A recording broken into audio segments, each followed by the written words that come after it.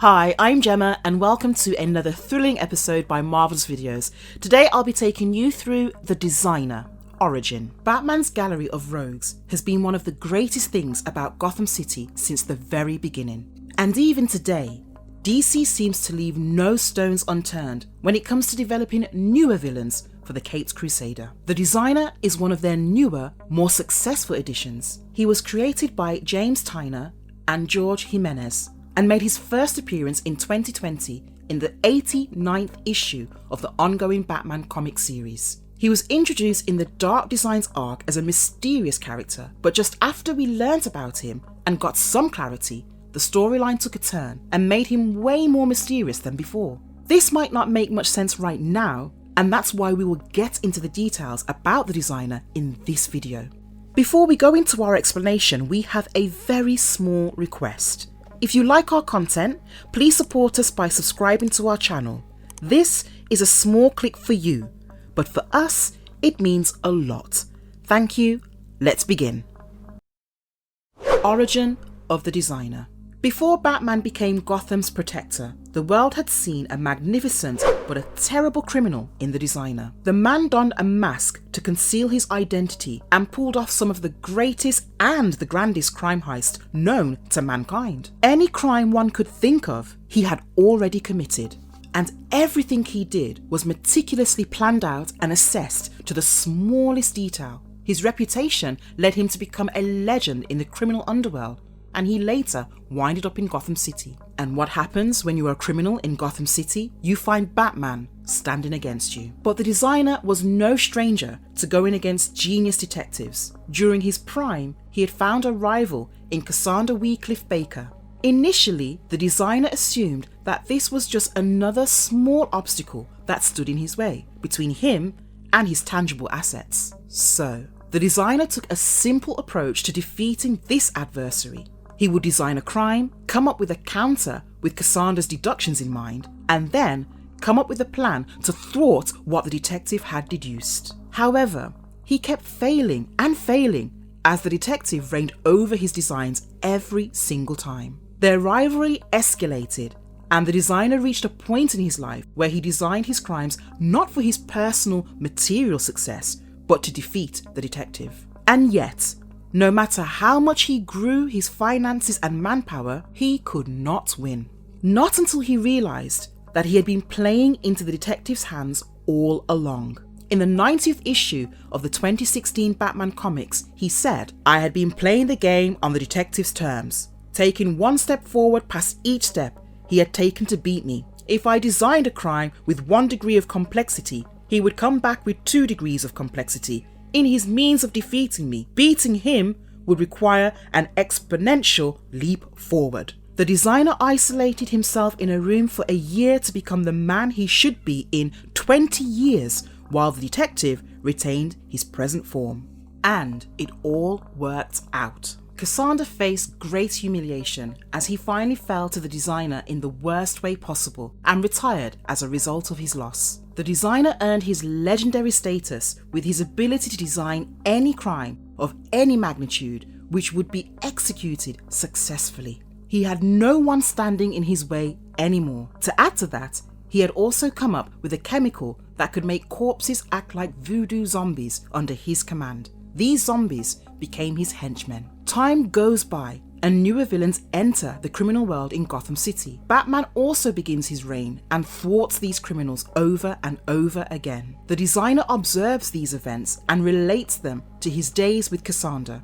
And so, he wants to help these supercriminals out, not because he cares about Gotham's bad guys, but because he wants to cement his legacy with a legendary plan. He contacts the Joker, Catwoman, the Riddler and the Penguin, Batman's greatest enemies, by sending them a letter. He invites them over to his place, the Tartarus house. The criminals are escorted to the hideout outside Gotham City by a voodoo zombie. At Tartarus house, their weapons are seized and soon the Designer meets with them to offer them his help. He wants Batman to be taken down the same way he had defeated Cassandra once and for all. He advises them to rule over Gotham City after defeating Batman and share half of their profits with the Designer, who would then disappear. Finally, he resorts to a one-on-one private session with each of the criminals, motivating them to think bigger than they could previously imagine. Catwoman begins talking about robbing jewelries and banks, but soon ends up designing plans to rob billion-dollar companies to nothing. Penguin crafts a plan to become Gotham City's criminal mayor via the help of assassins, and the Riddler discards his riddles to create a labyrinth so complex that city laws and order would never be able to crack and recover from it. However, the final man to have the chat is the Joker, which is where things get tricky. The Joker does not hold back when he speaks about the grandest thing he wants to be, the devil himself, just like the designer. The masked criminal is smart enough to know that the Joker is total chaos, a chaos that has no end. The designer understands that he would have no future with the Joker around, so he orders his henchmen to kill the criminals. However, the clown prince of crime had hidden a small gun on him, which he uses to blow the designer's brain off from behind, while the others fight off the zombies. In the end, the designer's body is buried in a graveyard, and the criminals decide to keep the entire affair a secret. Tartarus House is burnt down to remove any trace of the masked man. Amazing story about the designer from Batman Volume 3. Batman finds himself in a position where he has to deal with 5 assassins who are after him. Deathstroke, who is one of the 5, tries to get in touch with them, but he is oblivious to the fact that they have all been taken out by Batman and his allies. And Batman surely has the most unorthodox allies here, especially with Harley Quinn by his side. He also has a conversation with Selina Kyle, who tells him everything about that night at Tartarus House, since the designer is now back, even though he is supposed to be dead.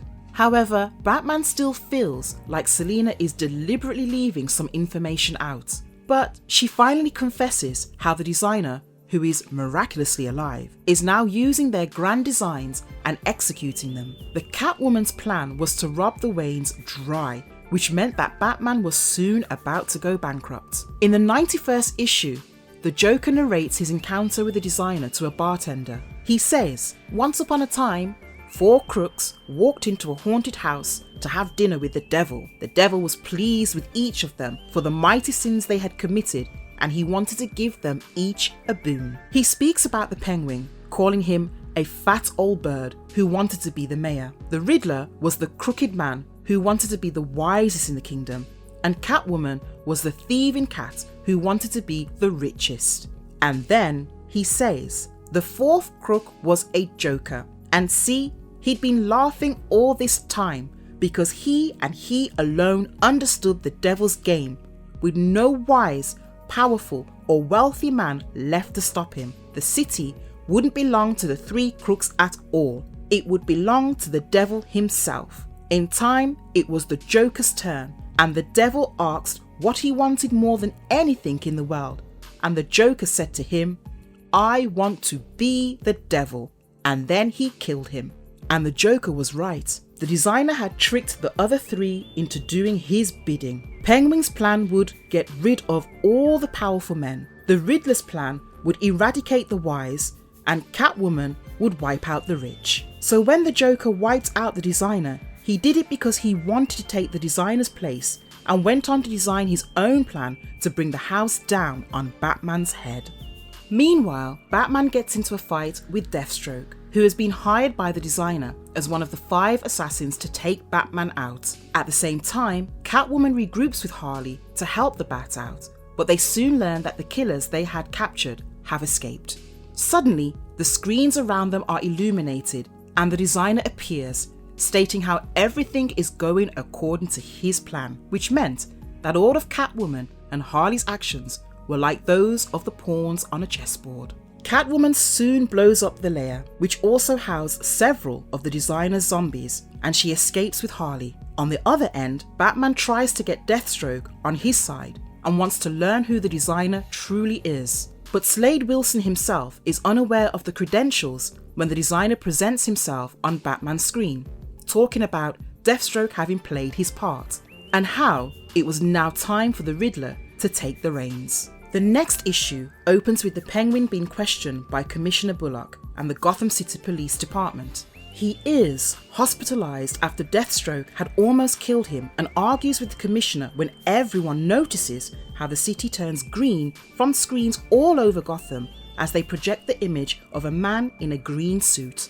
The man is Edward Nygma, also known as the Riddler. The Riddler has created the labyrinth he had spoken about during his one-on-one session with the designer, and to unlock the labyrinth and free the people, he has appointed Gotham's greatest detective to play his game of riddles without cheating. Batman's communication with his right-hand man Lucius, who replaced Alfred following his death, are soon cut off. But as Batman answers the Riddler's questions, he takes a bat train with Deathstroke to bypass the blocks laid out by the Riddler's labyrinth.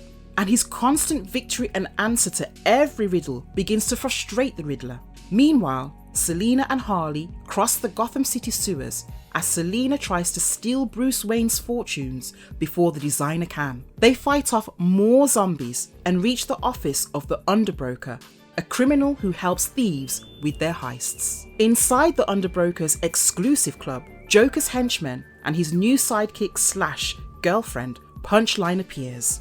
Harley and Punchline fight one another as Harley tries to explain to Punchline how terrible of a boyfriend the Joker truly is. Meanwhile, Catwoman slips away to make the Underbroker do her bidding. Batman finds out where the Riddler is. Since he was able to broadcast himself all across Gotham City, Bruce Wayne recognised the broadcasting room, which happened to be his own office. But of course, the Riddler did not know of this. Batman takes the Riddler out and subdues Deathstroke with a narcotic shot when the designer presents himself to the Caped Crusader. He addresses him as Bruce, proving that he knows the man behind the mask, and the designer's plan is simple. He wants to have a chat with Batman and then he wants to kill him. The next, or the 93rd issue, opens with Batman and the designer finally fighting one another. The designer explains his master plan to Bruce as he describes how it will work out. They soon break out into a sword fight when Batman retaliates and breaks the designer's plan with his own wits. He talks about how the design would work out with Catwoman, the Penguin, and the Riddler following through, but the Joker would not do so. However, Batman knew the truth behind this design all along. The designer was dead. The one in front of him was nothing but a zombie, and the man directing the show was the Joker. He had taken the designer's place when he killed him and was now the devil himself. Bruce takes off the designer's mask to reveal the corpse underneath. Attached inside his mouth is a speaker through which the Joker is communicating. He had dug up the designer's body from the graveyard and used his chemical to turn him into a zombie. However, his target is not Batman, it is Catwoman. And Bruce knows exactly why it is her. She was the one who wanted to rob Wayne Enterprises dry. Deathstroke reappears and stabs Batman's femoral artery in his leg with a sword, removing which would kill him.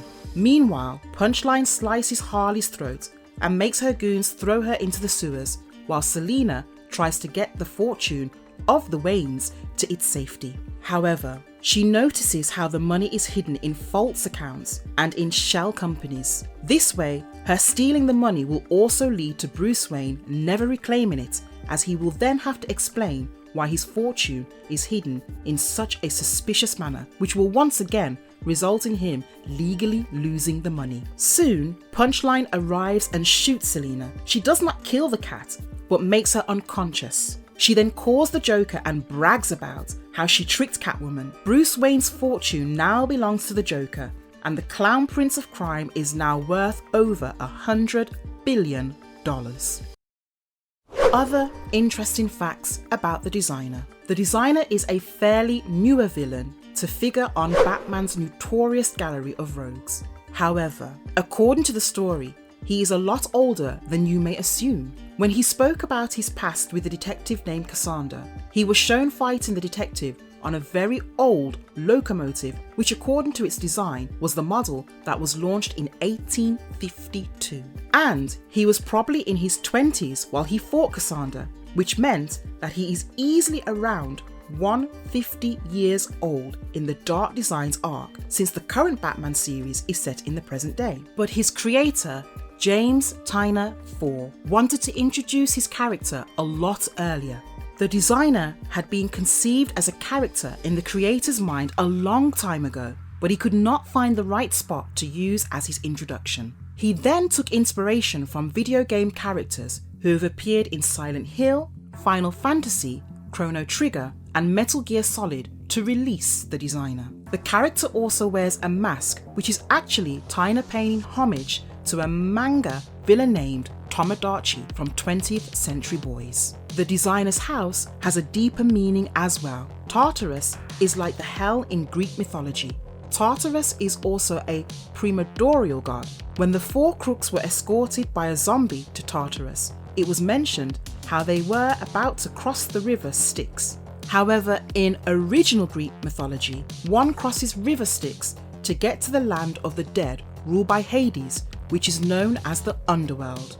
Underworld is the place of the afterlife, and Tartarus was the hell where the enemies of the gods were banished to. The designer is also a legendary swordsman who is as skilled as Katana, Deathstroke, and Ra's al Ghul. What makes him so powerful? The designer does not have any superpowers or anything of the sort. This is quite common in Batman's side of DC storyline, as Batman and his Gotham City adversaries tend to rely on their wits and weapons instead of super strength and flying abilities. Naturally, the designer excelled when it came to his intellect. His tactical analysis was allegedly off the charts, which led to his legendary status as a designer of crime. He was also a great swordsman and had come up with the chemical that turned corpses into zombies who did his bidding. Too bad, he became a victim to his own formula when he met the New Devil. The thing is, we do not know if the designer truly ever existed in the DC universe. Everything we know about him, we know from a flashback story narrated by Catwoman. He could very well be a man fabricated by the Joker. We know that there are 3 Jokers, so one of them could have created the persona known as the designer. Nothing is truly impossible with the Joker. The designer could be a design himself. And with that, today's video comes to an end. What did you think of the designer? Did you enjoy this video? If yes, then don't forget to like and comment on this video. Till then, goodbye and have a nice one.